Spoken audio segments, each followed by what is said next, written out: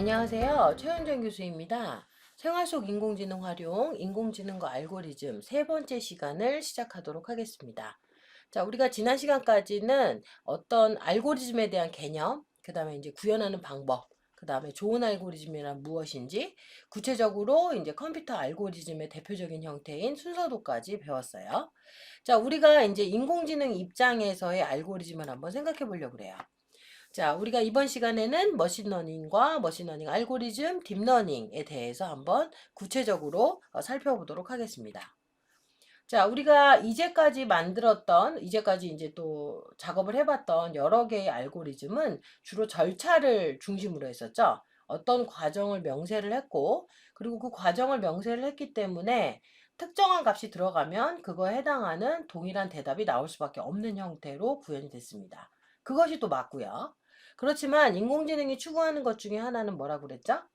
네, 동일한 입력에 대해서 다른 대답을 낼 수 있다는 거죠. 사람처럼. 네, 사람이 오늘의 기분이나 또는 이런 게 달라지는 것처럼 때로는 우리가 어떤 특정한 사물을 보고 어렸을 때는 그 사물에 대한 이해도가 낮지만 나이가 들어가면서 그 사물에 대한 다양한 또 복합적인 사고를 할 수 있는 것처럼 이렇게 뭔가 발전화되고 변화되고 또는 조금 더 축적되어 있는 형태를 원하는 거예요. 예, 그러다 보면 머신러닝이나 딥러닝이 기존의 동일한 절차 중심의 알고리즘을 사용하게 되면 이런 소위 말하는 지식의 축적, 변화, 발전의 케이스가 어려워지는 겁니다. 왜냐하면 절차를 중심으로 하면 늘 동일한 입력에 대해서는 동일한 대답이 나올 수밖에 없다는 거죠. 그래서 머신러닝에서는 굉장히 중요하게 생각하는 이슈 중에 하나가 바로 이 학습과 예측이라는 겁니다. 자, 인간도 마찬가지죠. 우리가 우리가 보통은 이제 뭐 사람을 볼 때도 아, 저 사람은 되게 인상이 좋다. 저 사람은 되게 좋은 사람이야. 라고 보통 얘기를 해요. 그러면 그렇게 얘기를 할 때 모든 사람이 다 기준이 같나요? 그렇지 않습니다. 때로는 동일한 사람이어도 어떤 사람이 봤을 때는 좋은 사람, 어떤 사람이 봤을 때는 좋지 않은 사람이 될 수 있다는 거죠. 이제 극단적인 예로 들어보면 뭐 역사적으로 뭐 히틀러 같은 사람을 예를 들면 유태인이나 평화론자 입장에서는 굉장히 사악하고 좋지 않은 인물이지만 그때 당시에 독일 사람들에게 히틀러는 어떤 존재였을까요? 그냥 굉장히 강하지만 그래도 훌륭한 지도자라고 아마 강력한 지도자라고 생각했을 수도 있을 거라는 거예요. 그것처럼 결국은 인간이 어떤 판단이나 또는 결과를 내리는 데 있어서의 가장 중요한 것 중에 요소 중에 하나는 절차나 룰을 규칙이 아니라 바로 학습이라는 겁니다. 그러니까 우리가 뭐를 배웠고 어떤 경험을 했고 어떤 과정을 겪었느냐에 따라서 다른 반응과 다른 결과를 낼 수 있다는 거죠. 그런데 이제 문제는 뭐냐면 인간의 이 학습을 통해서 때로는 그때는 맞았지만 지금은 틀린 결과 또는 그때는 틀렸지만 지금은 맞다고 생각하는 여러 개의 어떤 변화와 발전들이 일어나게 되는 겁니다. 결국은 학습을 통해서 뭔가에 우리가 원하는 결과를 도출하자. 이것이 바로 머신러닝의 핵심입니다. 자, 결국 머신러닝이란 명시적인 프로그래밍, 즉 절차적인 프로그래밍이 아니라 다양한 경험을 할 수 있는 데이터로부터의 학습을 통해서 작업을 수행하는 것을 컴퓨터한테 가리키는 것이 바로 머신러닝입니다. 자, 이렇게 되면 반드시 필요한 게 뭐가 있을까요? 네, 머신러닝 모델에는 학습 데이터가 필요합니다. 그리고 이 학습을 통해서 최종적으로 결정된 모델이 최종적인 결과물이 되는 겁니다. 한번 그림을 한번 보면서 말씀을 드려보도록 할게요. 자, 우리에게 머신러닝에 중요한 게 바로 학습 데이터라고 그랬죠? 네, 데이터가 존재를 할 거고요. 우리가 추구하고자 하는 개념은 머신러닝일 거예요. 자, 이걸 어떻게 구체화시키냐? 앞에서는 뭐 프로그램이나 기계나 뭐 여러 가지 형태의 아웃풋을 보여주는데 우리가 일반적으로 머신러닝의 결과물은 모델이라고 얘기를 합니다. 네, 머신러닝 모델, 딥러닝 모델 이렇게 얘기를 하죠. 자, 이 모델을 만들기 위해서는 어떻게 하냐? 네, 이런 거는 이렇습니다. 자, 학습된 데이터를 통해서 학습한 데이터를 활용을 해서 계속적으로 학습의 과정을 거치고 그것이 결국은 우리가 최종적인 형태의 모델이 되는 겁니다. 자, 미리 정의된 데이터를 통해서 어떤 결과에 이르는 방법인 거죠. 자, 그러면 이렇게 이루어진 건 일종의 픽스된 모델일 거예요. 예, 쉽게 말하면 사람처럼 우리가 기능을 하는 그 무엇인가를 만든 겁니다. 자, 예를 들어서 숫자를 인식하는 뭐 자동차 우리가 주차장에서 쉽게 볼 수 있는 자동차 번호판을 인식하는 모델을 만들고 싶다. 그러면 기존의 자동차 번호판을 수십 개, 수백 개, 수만 개의 자동차 번호판을 학습을 시켜서 그걸 통해서 잘 인식할 수 있는 모델을 만드는 거고요.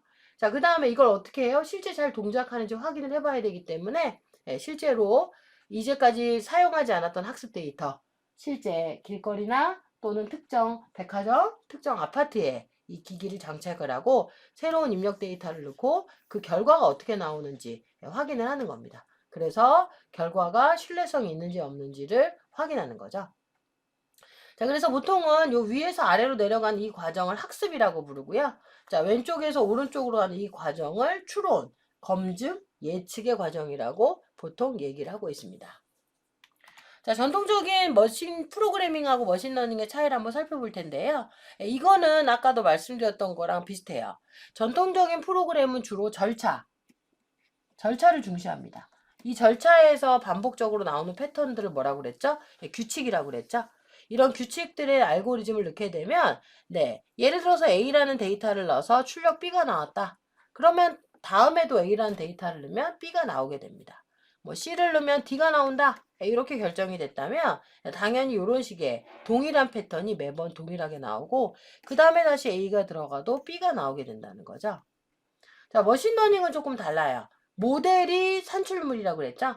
모델이 산출물이기 때문에 데이터, 학습할 수 있는 데이터와 그 다음에 이것에 대해서 어떤 결과가 나타날지, 그러니까 정답인 거죠? 어떤 출력이 나타날지를 같이 넣어주면 그 다음에는 이걸 활용해서 새로운 입력 데이터를 받아서 인풋을 받아서 검증된 아웃풋을 내거나 추론하게 되는 일종의 모델이 나온다는 겁니다.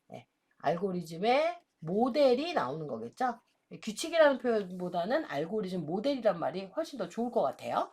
그런 식의 표현이 나오게 됩니다. 자, 결국 전통적인 프로그램은 논리적인 사고에 기반해서 모든 규칙, 과정을 작성을 하게 됩니다. 자, 그 규칙은 필요한 업무에 대해서 당연히 논리적이고 정확한 사고를 하게 되는 거죠. 그리고 이건 못해요. 늘 동일한 결과를 알려주게 되는 겁니다. 자, 그렇지만 머신러닝은 입력과 출력 데이터의 패턴, 상관관계를 열심히 학습해서요. 나름의 규칙을 생성을 해냅니다. 그리고 이 규칙, 즉 모델이 생길 때마다 새로운 이 모델이 생기게 되는 거고 이 모델이 생기면 그 다음에는 새로운 모델을 만들 필요가 없고 어떻게 하면 돼요? 새로운 데이터를 학습을 시켜서 이 모델을 조금 더 고도화시키거나 발전시키는 과정이 필요하게 되는 겁니다. 자, 요런 거를 한번 사례를 중심으로 저희가 조금 더 살펴보도록 할게요. 자, 예를 들어서 여러분들 그 이메일을 사용하다 보면 스팸 메일이 많이 오죠? 몇 년 전만 해도 스팸 메일이 되게 많이 왔는데 요즘에는 각각의 메일 시스템에 스팸 필터 기능들이 있어요. 그래서 스팸함에 우리가 읽기 전에라도 이상하거나 스팸 메일인 거는 내 스팸 메일함으로 대부분 넘어갑니다. 가끔 스팸 메일함에 들어가서 보시면 알겠지만 대부분의 메일이 쓸데없는 메일이 많아요. 뭐 그럼에도 불구하고 간혹 스팸으로 빠지는 경우도 있긴 하지만 제가 받아야 되는 메일이 대부분의 경우는 스팸을 잘 찾습니다. 어떤 경우가 스팸 메일에 많이 들어가죠? 주로 광고라든지 뭐 이런 거 아니면은 뭐 신용카드 정보 뭐 그다음에 무료 뭐 이런 것들이 나와요. 자, 이제 전통적인 예로 한번 보도록 할게요. 전통적인 프로그램 방식에서 스팸 메일 필터를 개발을 한다. 전통적인 방식으로. 그렇다면 스팸 메일에서 찾을 수 있는 거는요. 패턴밖에 없어요. 그러니까 예를 들어서 뭐 신용카드라든지 무료 뭐 포유 또 아니면 광고 그다음에 뭐 이런 것들의 키워드가 있다. 그럼 어떻게 해요? 그 키워드를 분석을 해요. 키워드를 분석을 해서 이 규칙이라는 건 특별한 룰은 아니고 예를 들어서 특정 키워드. 이 키워드는 뭐예요? 스팸의 후보가 될 만한 키워드입니다. 아까 말했던 것처럼 뭐 광고라든지 신용카드나 아니면 뭐 알려드려요, 뭐 긴급정보, 행운의 편지 뭐 마찬가지겠죠? 예, 그런 것들이 다 들어가게 됩니다. 자, 그래서 이걸 통해서 우리가 한번 시스템을 돌려보는 거예요. 그러면 대체적으로 이런 게 정말 광고가 맞더라. 그러면 이제 경험적으로 예, 그 시범 규칙을 픽스를 해주고요. 그러고 나서 이제 완성이 되는 겁니다.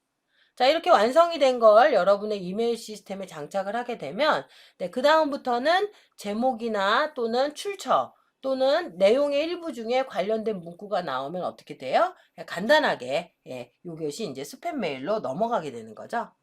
자, 이제 단점을 좀 살펴볼게요. 이렇게 하게 되면 프로그래머가 직접 예, 키워드를 다 뽑아내야 돼요. 만약에 이 프로그래머가 본인은 이제 주로 스팸으로 오는 게 광고라고 써 있는 거예요. 광고라고 써 있는 거고 이 스팸 자, 본인이 받았던 메일 중에는 광고 말고 또 뭐 유용한 정보라든지 또는 뭐 주간 베스트 뭐 이런 키워드는 있는 적이 없었어요. 그러면 프로그래머의 입장에서만 이 필터의 키워드를 정의하기 때문에 아무래도 어때요? 예, 프로그램의 중심으로 자기가 경험한 걸 중심으로 하기 때문에 규칙을 정하는 게 조금 어렵습니다. 예.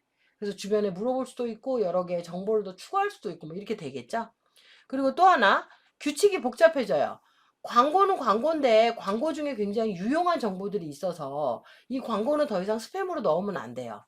그러니까 광고 중에 특정한 광고는 그러면 이제 이걸 글자로 빼야 되나 뭘로 빼야 되나 뭐 연산식을 넣어야 되나 굉장히 복잡해지는 문제가 생긴다는 거예요. 그러다 보니까 단순하게 급하게 쓸 때는 좋지만 이게 굉장히 고도화되고 똑똑한 스팸 메일 필터를 만드는 건 어렵다라는 결론에 도달하게 됩니다. 자, 그러면 이제 머신러닝 입장에서 어떻게 할까요? 머신러닝은 다 필요 없어요. 그냥 다양한 스팸 데이터를 무조건 많이 수집을 해요. 그 다음에 기계학습을 합니다. 소위 말하는 머신러닝 훈련을 해줘요. 그러고 나서 필요하면 또 다른 데이터를 계속 업데이트를 해주면 됩니다. 자, 그러고 나면 어때요? 얘를 평가 단계를 거쳐서 최종적인 결과가 나오게 되는 거죠. 자, 그러다가 또 새로운 안 맞춘, 못 맞춘 스팸이 생겼어요. 그럼 어떻게 해요? 예, 그 스팸을 다시 이제 데이터로 업데이트를 하는 겁니다. 자, 이렇게 되면 스팸 메일이 자주 나타나는 패턴을 예, 그냥 단순히 키워드가 아니라 복합적으로 판단할 수가 있고요. 그 다음에 예를 들어서 이 스팸 규칙 중에서 내가 특정한 걸 골라내고 싶다. 그러면 이제 그것도 골라내도 된다는 거예요. 뭐 예를 들어서 뭐 VIAGR이란 단어가 이게 바람직하지 않다. 그럼 이제 또 빼낼 수도 있고, 그 다음에 뭐 필요하다면 넣을 수도 있고, 이렇게 되는 겁니다. 뭐 당연히 이제 장점이라고 본다면 프로그램이 훨씬 더 심플하죠. 네, 짧아지고 유지 보수가 좋고 필터의 정확도가 높아요. 단점은 뭘까요? 네, 여기는 단점이 나와 있지는 않지만 전통적인 프로그래밍 방식으로 짜는 게 가격이 쌀까요? 머신러닝으로 짜는 게 가격이 쌀까요? 머신러닝 전통적인 방식이 훨씬 더 저렴하겠죠. 머신러닝이 좀 비쌀 수밖에 없고 머신러닝 프로그램을 좀 약간 고도하고 튜닝하는 약간의 그 테크놀로지가 필요하기 때문에 그러한 단점은 발생할 수가 있습니다.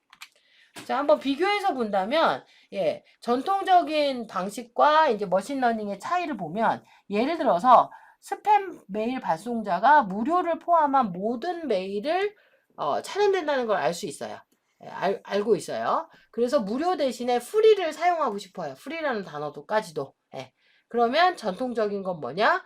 스팸의 규칙을 수정을 해야 돼요. 그러니까 시스템을 이제 고쳐야 되는 거죠. 예, 머신러닝 같은 경우는 얘가 계속 학습이 돼서 특정 사용자가 얘를 스팸으로 보낸 기록이 있다면 그거를 예, 자동으로 인식하고 예, 자동 분류 시스템에 추가가 되는 자동 소위 말하는 라이브 업데이트가 된다라는 것이 큰 차이라고 볼 수가 있습니다. 자, 그렇다면 기계가 데이터를 학습하는 과정이 어떻게 되는지 한번 정리를 해보도록 할게요. 자, 우리가 이제 절차를 분석하는 것이 아니라 이제부터는 학습을 한다는 거였어요. 그래서 이제 제일 중요한 이슈가 뭐라고요? 예, 데이터를 최대한 많이 수집을 하는 겁니다. 자, 그러면 그 문제를 수집하기 전에 더 중요한 건 뭘까요? 내가 해결해야 될 문제를 정의하는 거예요.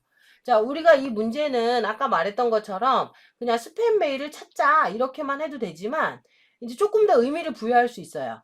굉장히 고도화된 거, 뭐 특별히 광고를 많이 걸러주는 아니면 사용자의 업무를 방해하지 않는 이런 특정 목적을 더 많이 붙여줄 수가 있습니다. 자, 그래서 때로는 우리가 뭐 뉴스레터라든지 이런 것까지 받아도 상관이 없는데, 예를 들어서 업무에 도움이 된다면 어떻게 해요? 뉴스레터 같은 경우도 솔직히 약간의 제한을 해야 되는 거죠. 업무 시간에 보는 걸로는. 그래서 그런 부분들이 있기 때문에 해결해야 될 문제를 잘 정의를 하고요. 그 다음에 이제 중요한 건 데이터 수집입니다. 네, 데이터는 이 문제를 해결하기 위한 가장 중요한 요소 중에 하나라고 그랬죠. 아까 말씀드렸던 것처럼 스팸 메일을 차단하자. 그럼 스팸 데이터를 수집을 해야겠죠. 그렇지만 스팸 데이터도 특징이나 그 다음에 여러 가지 용도나 또는 사용자들의 패턴에 따라 달라질 수가 있기 때문에 그런 부분들은 여러분들이 좀 잘 걸러주셔야 될 필요가 있습니다. 자, 그리고 이 수집된 데이터를 바로 사용도 할 수 있지만 때로는 데이터를 전처리해야 돼요. 왜냐하면 스팸 데이터를 모았는데 우리는 주로 외국에서 오는 메일은 거의 없는 시스템이에요. 그러면 메일 스팸, 그러니까 영어로 된 스팸은 다 빼버리는 게 낫습니다. 왜냐하면 굳이 사용하지도 않을 건데 학습을 해서 학습에 부담을 줄 필요도 없고, 그 다음에 그렇게 많이 또 학습을 하게 되면 또 나중에 또 오류가 발생하거나 또 약간의 문제가 될 수도 있어요. 그런 부분들이 생각하셔야 됩니다. 그래서 전처리를 좀 해주시면 되고요. 그 다음에 이 전처리가 끝났다면 데이터가 잘 정제돼서 준비가 되어 있기 때문에 어떤 모델의 학습을 해야 될지를 선택을 하셔야 돼요. 그리고 어떤 방법으로 학습할지도 선택을 해야 됩니다. 그래서 이 4단계가 우리가 일반적으로 알고 있는 가장 중요한 모델 학습의 단계입니다.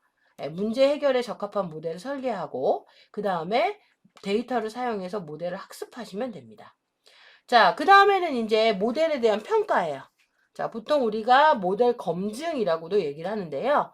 자, 이 검증의 과정에서는 앞에 학습한 데이터가 잘 됐는지를 확인을 하는데, 이때 중요한 게 뭐라고 그랬죠? 네. 학습된 데이터는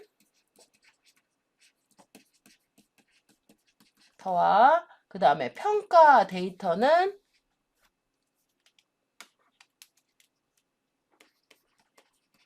같으면 된다, 안 된다? 네, 같으면 안 돼요. 같게 되면 정답을 미리 알고 있는 걸 학습한 거기 때문에 인간은 자꾸 잊어버려서 알고 있는 걸 물어봐도 잘 기억을 못할 수도 있지만 컴퓨터는 그렇지 않겠죠?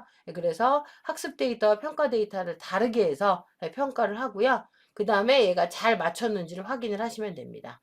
자, 그랬는데 너무 정확도가 떨어지거나 학습 능력이 떨어진다면 재학습을 하는 거겠죠? 일종의 4단계로 다시 돌아가는 겁니다.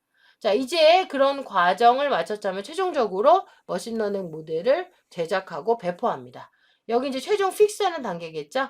네, 그리고 이제는 실전에 활용을 하는 겁니다. 자, 그림을 보면 맨 첫 단계, 1단계 문제를 정의하고 데이터를 수집 및 전처리를 합니다. 자, 그 다음에 5단계 모델 학습 방법을 선택을 해서 학습의 과정까지 이루어지고요. 그 다음에 모델을 평가하거나 4단계죠? 네, 4단계고요. 그 다음에 모델을 평가하거나 재학습하는 게 5단계에 해당이 됩니다. 최종적으로 6단계 모델을 제작하고 배포를 하게 되는데요. 자, 이 각각의 단계에서 5단계로 갔던 것이 다시 4단계로 올 수 있어요. 4단계로 올 수 있다. 네, 기억해 주시고요. 그 다음에 만약에 했는데 데이터에 문제가 있는 것 같다. 그러면 다시 데이터 수집 단계로도 올 수 있어요. 최악의 경우 하다 보니까 우리가 해결해야 될 문제를 다시 잘못 정의했어요. 그러면 아마도 문제 정의 단계로 다시 올 수 있겠죠? 자, 이 과정이 끝나게 되면 최종적으로 모델 제작을 마치게 됩니다. 자, 우리가 이제는 본격적으로 머신러닝 알고리즘에 대해서 한번 살펴보도록 할 거예요. 자, 이제 제가 수업 시간에 여러 번 말씀을 드렸는데요. 개와 고양이를 분류하는 거. 자, 이 개와 고양이를 분류하는 게 사람은 되게 쉽지만 컴퓨터는 어렵다고 그랬어요. 왜 그럴까요?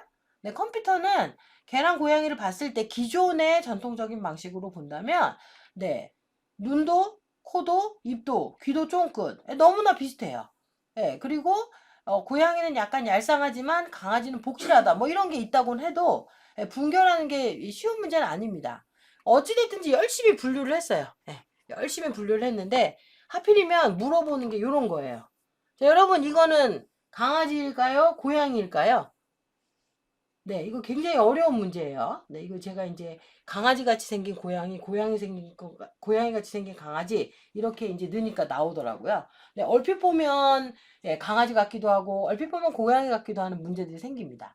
자, 이거는 사람도 자주 틀리기 때문에, 사람도 틀릴 수 있어서, 예, 컴퓨터도 틀릴 수 있어요. 예, 그렇지만, 그럼에도 불구하고 컴퓨터는 잘 맞추기를 원하는 게 인간의 또 하나의 욕망이기도 하죠. 자, 머신러닝의 그 알고리즘, 그러니까 동작 원리는 다음과 같이 나눌 수가 있어요.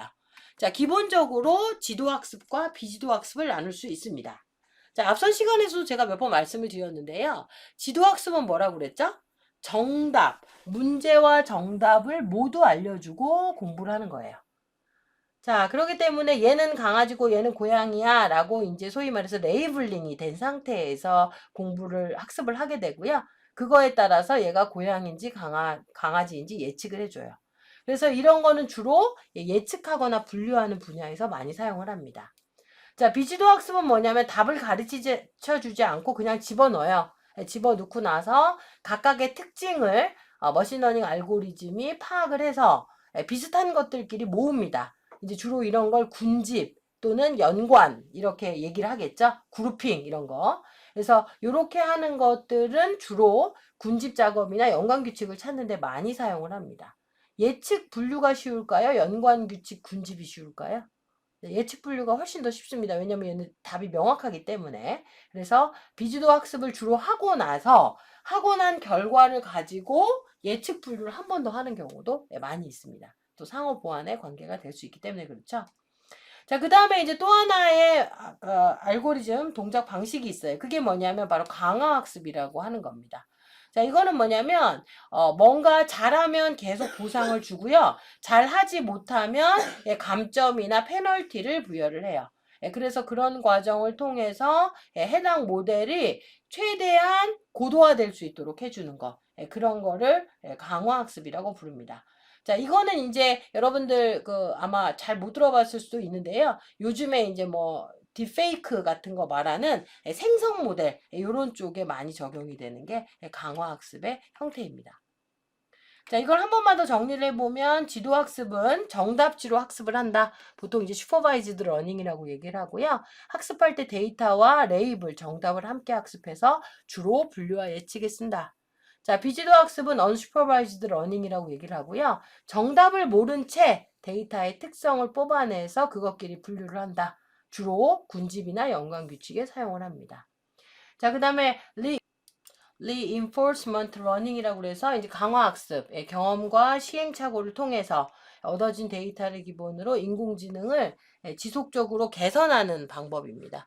조금 더 모델을 약간 강화시키거나 또 새로운 데이터를 생성해내는 거죠. 그래서 이런 거를 이제 개선한다. 그래서 성능 강화에 많이 사용을 합니다. 주요 키워드는 이제 보상 시스템 같은 형태에 들어가게 되어 있죠. 자, 기계학습의 종류를 조금 더 자세하게 이제 사례별로 한번 보도록 할게요. 자, 지도학습은 입력값과 입력값에 대한 쌍의로 주어진 훈련 데이터를 학습을 하기 때문에 요게 이제 정답하고 레이블이 같이 들어가 있는 거죠. 대표적인 형태가 이제 예측이 있고 분류가 있고 회귀가 있었어요. 그래서 뭐 가장 쉬운 예는 강아지랑 고양이 집어넣어서 이게 강아지인지 고양이인지 분류하는 시스템이 여기에 해당이 되겠죠. 자, 그 다음에 이제 회귀, 예측 주로 이제 사용을 하는데 이런 겁니다. 서울 20평대 아파트 가격, 30평대 아파트 가격, 그 다음에 지방 20평대 아파트 가격을 입력 데이터로 집어넣게 되면 특정 가격이 들어왔을 때 이게 어느 지역 건지, 그 다음에 어느 지역의 몇 평대 가격인지를 예측을 할 수가 있겠죠. 네, 요럴 때 회귀를 사용을 합니다. 근데 이제 가급적 이럴 경우는 평형 때는 같게 하는 게 좋겠죠. 왜냐하면 평형이 여기서는 예제가 다르기 때문에 가격이 달라지는 변수가 생길 수 있어서 약간 시스템에 오류가 날 수도 있어요. 자, 그 다음에 이제 비지도 학습은 정답이 없는 거죠. 네, 무조건 집어넣고 나서 클러스터링이라는 걸 합니다. 군집화라는 걸 하는 거죠. 자, 그래서 이제 뭐 여러 개의 동물을 집어넣고 스스로 파악을 합니다. 이제 고양이랑 기린을 집어넣더니 노랑이 있고 얼룩이 있고 목이 긴 동물하고 꼬리가 있고 귀가 뾰족한 동물이다 이렇게 나올 수가 있어요. 자, 이제 군집화도 좀 극단의 데이터를 넣어야 잘 되겠죠. 네, 예를 들어서 뭐 뭐 쉽게 말하면 뭐 붕어랑 다람쥐 이런 거 넣으면 되게 잘할 거예요. 그런데 예를 들어서 붕어랑 잉어를 넣는다고 생각하면 잘 못할 수도 있어요. 네, 그런 것도 고민을 해주셔야 됩니다. 그래서 레이블링이 되어 있지 않기 때문에 지도학습보다는 난이도가 높을 거예요. 네, 그렇지만 이제 저희가 계속 많이 활용을 하고 나온 결과를 다시 한번 지도학습에 넣는 경우도 있습니다. 자, 이제 강화학습 같은 경우는 이래요. 자, 예를 들어서 이제 강화학습에서는 상과 벌이라는 보상이 있다고 그랬어요. 잘하면 자꾸 포인트를 주고 그렇지 않다면 포인트를 깎는 형식으로 한다라는 거였죠. 그래서 이 강화학습은 주로 뭐에 많이 쓴다고 그랬어요? 생성 모델이나 어려운 문제를 해결하는 데 많이 쓴다고 얘기를 했었어요. 그래서 뭐 대표적인 예로 뭐 겐이나 이런 모델을 쓸 수도 있고, 그다음에 이제 우리가 알고 있는 걸로는 이제 알파고나 챗 GPT 같은 형태가 이런 형태입니다. 챗 GPT도 대화를 하다 보면 예를 들어 틀린 말을 하는 경우가 있겠죠? 그런 건 어때요? 자꾸 감점을 시키는 거예요. 자, 그다음에 대답을 잘했다 그러면 너 되게 잘했어라고 이제 보상을 해주는 겁니다. 그러면 얘가 자꾸 보상하는 쪽으로 가려고 노력을 하겠죠? 그러다 보면 우리가 원하는 결과들이 나와요. 자, 그래서 이제 보통은 강화학습에서는 뭐 에이전트, 뭐 환경, 상태, 행동, 보상, 정책 이런 키워드들이 있어요. 그래서 예를 들어서 뭐 불이 있으면 도망가거나 또는 회피하는 뭐 기계를 만들고 싶다. 그렇다면 이제 이 에이전트 입장에서 이런 환경을 만들어주고 에이전트가 예를 들어서 불 쪽으로 가게 되면 감점을 하고 그 다음에 이제 물 쪽으로 가야지, 이걸 피해야지 이렇게 이제 판단할 수 있도록 정책을 끝까지 만들어주는 형태를 하는 겁니다. 만약에 이 상태에서 물 쪽으로 가게 되면 어떻게 해요? 보상하는 방법을 이제 쓰겠죠. 네, 그래서 이제 보통은 어떤 환경 안에서 정의된 에이전트 학습자가 현재 환경을 상태를 관찰해서 선택 가능한 행동 중에서 가장 좋은 것, 최대의 보상을 가져다 주는 행동이 무엇인지 학습을 하게 되는 겁니다. 그래서 이제 전략적으로 좀 높아지는 거죠. 그러다 보면 결국은 사용자가 그러니까 요 에이전트 입장에서는 최고의 답을 찾기 위해서 계속 발전하게 되는 거죠. 자, 그러면 한번 우리 생각을 좀 해볼게요. 우리 주변에 있는 문제에 머신러닝을 적용할 수 있을까요? 아까 이제 우리가 이제 큰 의미에서 인공지능을 배웠고, 인공지능 안에서 머신러닝과 딥러닝을 나눴어요. 자, 머신러닝의 또 세부적인 형태로는 지도학습, 비지도학습, 강화학습이 있다고 배웠죠? 자, 우리 생활에 되게 다양한 부분에 이게 들어가져 있어요. 자, 여러분들 생활 속에서 어떤 머신러닝 기술이 있는지 한번 살펴볼게요. 지도학습을 적용한 사례, 비주도 학습을 적용한 사례, 강화학습 한번 생각을 해보시면 좋을 것 같고요. 그 다음에 이런 것들은 검색이나 이런 걸 통해서도 알 수 있기 때문에 한번 각각 분야별로 꼭 3가지 이상의 사례를 꼭 한번 찾아보시기 바랍니다. 자, 우리 이상으로 머신러닝에 대해서, 머신러닝 알고리즘에 대해서 한번 살펴봤는데요. 네, 여러분들 우리가 이제 배운 걸 통해서 우리 주변에 있는 문제들 어떻게 머신러닝으로 효과적으로 해결할 수 있는지도 한번 고민해 보시면 좋겠습니다. 자, 이제까지 지금 이 시간 강의를 마치도록 하겠습니다. 감사합니다.